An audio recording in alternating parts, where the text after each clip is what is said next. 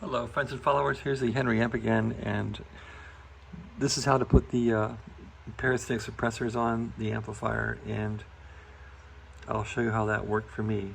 I know that if you're a 3-500Z EMNIAC tube legend, then you know all about this, but I've never owned linear amplifiers until 2 weeks ago, and I've never had 3-500Z tubes, so this is how I did this.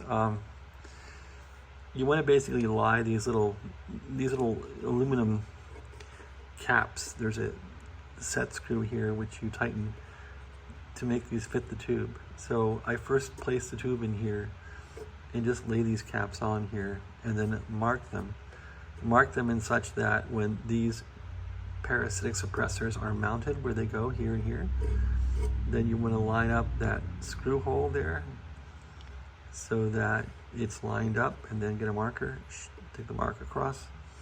You can pull the tubes out then and tighten up these, not too tight, but just snug them up so there's no sparking or anything, but not too tight to damage the tube. It takes some wacko Allen wrench size that I don't have. I just use like a really tiny screwdriver and tighten them up. Once that's all set, you can just push the tubes in. I push them in by the glass.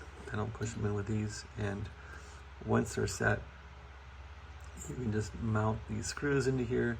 Not too tight, snug, but not over tight. Snug enough that it won't spark, but not too tight that you'll break anything or twist these around. And that's about it. Make sure these are tight here. And you're probably ready to fire up. So I'm still waiting for some parts for this thing. And what I found, and I'll go through it for the nth time, is on my Henry here. I had thought that all these capacitor or resistors were bad, and they weren't. I simply couldn't measure them inside. I couldn't measure these with my own meter for some reason when they were attached, so I took them all out. I was going to replace them all, and I found these were all good. Just this one's bad, so I'm waiting for a new resistor here.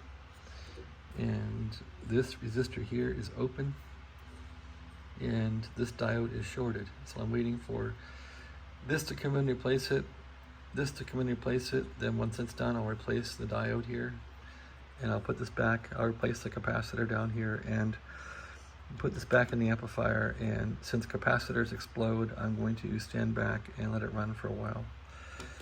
If it explodes, I don't want to be in the room, and that's it.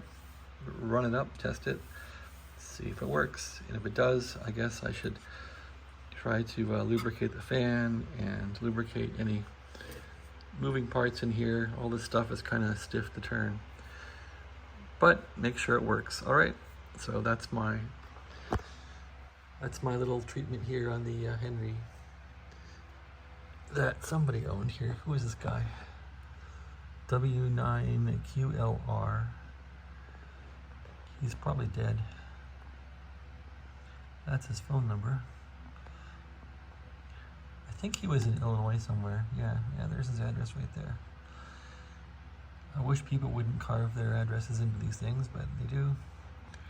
And I guess that's who owned it. All right, thanks for watching.